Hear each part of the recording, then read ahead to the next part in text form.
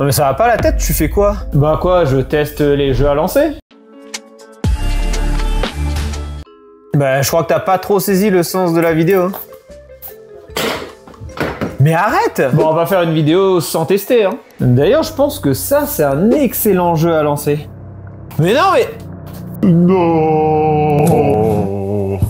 Quand on pense jeu à lancer, on va penser à la pétanque ou au molki. Non, mais attends, Laurent, la pétanque, c'est un sport, je te rappelle.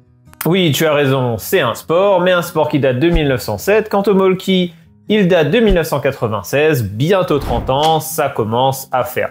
L'idée de cette vidéo, c'est de vous présenter des jeux à lancer bien plus récents, même si ces deux-là, c'est des indémodables et ils sont très cool, pour pouvoir vous amuser, que ce soit en extérieur ou en intérieur. Et on commence tout de suite avec... Vous avez déjà essayé de jouer à la pétanque dans votre salon? Non? Bon alors, tu tires ou tu pointes? Bah, je pointe.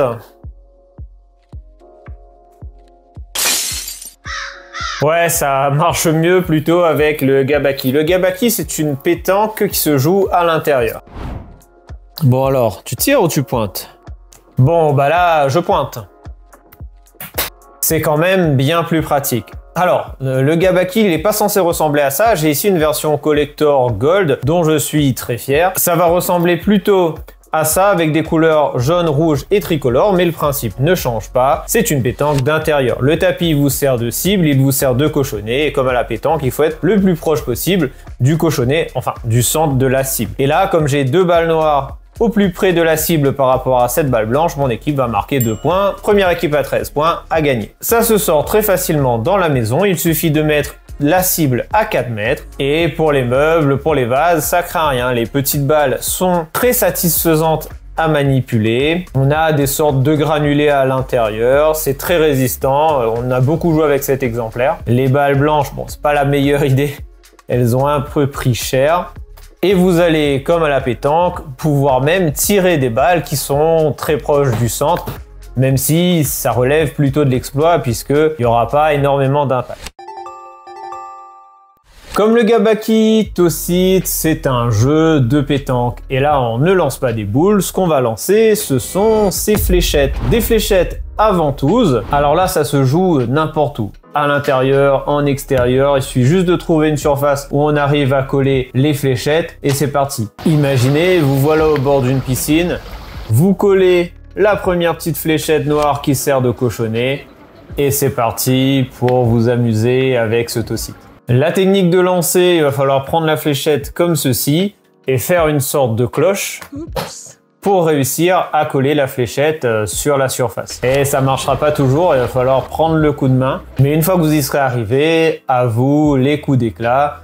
Et vous pourrez vous tester sur n'importe quelle surface, vous serez limité que par votre imagination.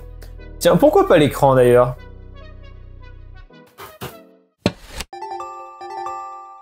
Et on continue avec POC. Alors POC, mais quelle idée géniale! Ils se sont dit, on va faire de la pétanque, mais avec des dés en bois. Franchement, chapeau. Incroyable. Vraiment incroyable. Ce qui se passe, c'est que chez Yellow, ils vont demander à Rémi Mathieu et Max Tobias Walter, qui travaillent là-bas, de leur faire un jeu en bois.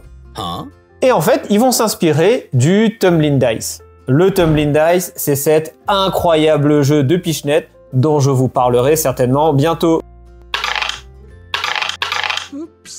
Alors Rémi Mathieu, il nous a fait avant ça l'incroyable jeu Ancient Knowledge. C'est un jeu à la Race for the Galaxy et rien que pour ça, c'est fantastique. Race for the Galaxy, l'un de mes anciens jeux préférés, bah oui, c'est pour ça qu'il y a RFTG dans le nom de ma chaîne. Époque, l'intérêt, ça va être de se rapprocher le plus possible des 2 dés noirs qui sont présents sur l'aire de jeu.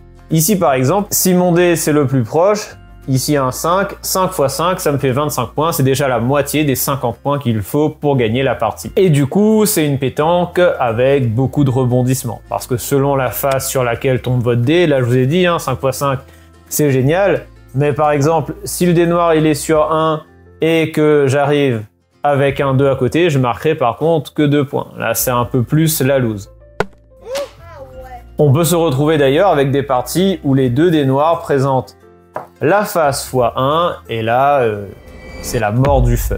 On peut tenter, en balançant les dés sur les dés noirs, de les faire changer de valeur. On se retrouve avec une équipe qui avait un magnifique 5x5, on balance un dé dessus, ça chamboule tout et on se retrouve avec un rebondissement.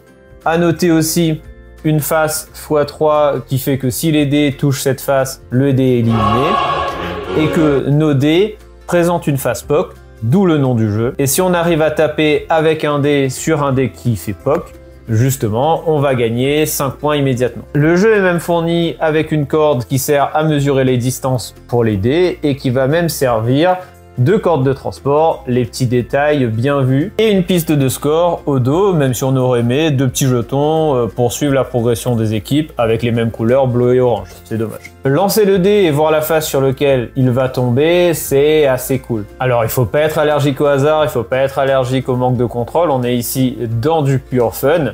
D'ailleurs, je sais pas si des vrais fans de pétanque peuvent l'apprécier, nous on l'a beaucoup aimé. Alors on y joue souvent dans l'herbe, même si c'est clairement pas la bonne surface sur laquelle jouer, parce qu'on va se retrouver avec les dés, où on sera pas sûr de la face qu'on voit réellement. Du coup, ça peut prêter à litige, mais bon, nous on règle ça de façon assez facile. Le premier arrivé à côté du dé choisit la face.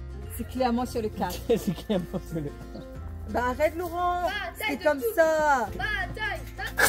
Non, c'est pas ça. Généralement, on arrive à voir la bonne face. Mais je vous conseille quand même d'y jouer plutôt sur un terrain de pétanque ou sur ce genre de surface. Et le top 1 des jeux à lancer, c'est Swooby. Ou Swooby.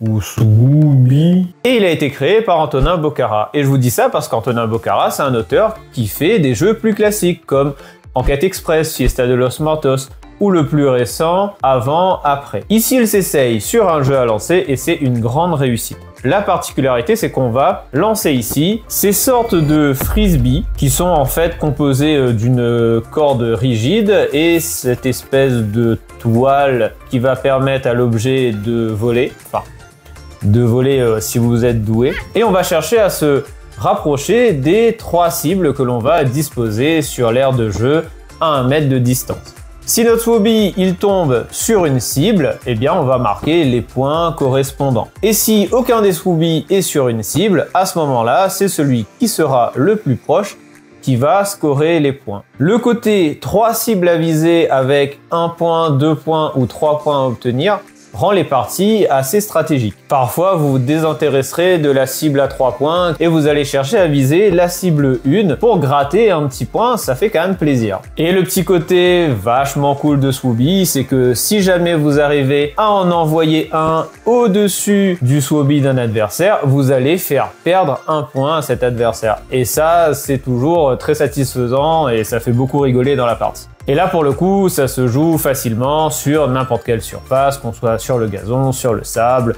ou une surface plus classique de pétanque. Et franchement, ces petits Swooby là, c'est ultra satisfaisant à lancer. Et ça se contrôle plutôt bien, même si parfois vous allez avoir un Swooby qui roule, et là, c'est plus la chance qui va jouer. Bon, je peux pas dire que je suis très doué, mais en tous les cas, c'est celui avec lequel on s'amuse le plus, parce qu'il est notamment ultra facile à sortir. Bon, maintenant qu'on a vu ça, il va falloir peut-être penser à créer un jeu avec un truc à lancer pour l'année prochaine. Mais on pourrait lancer quoi du coup? Faudrait creuser cette histoire de lancer les boîtes de jeux. Je suis sûr qu'il y a quelque chose à faire.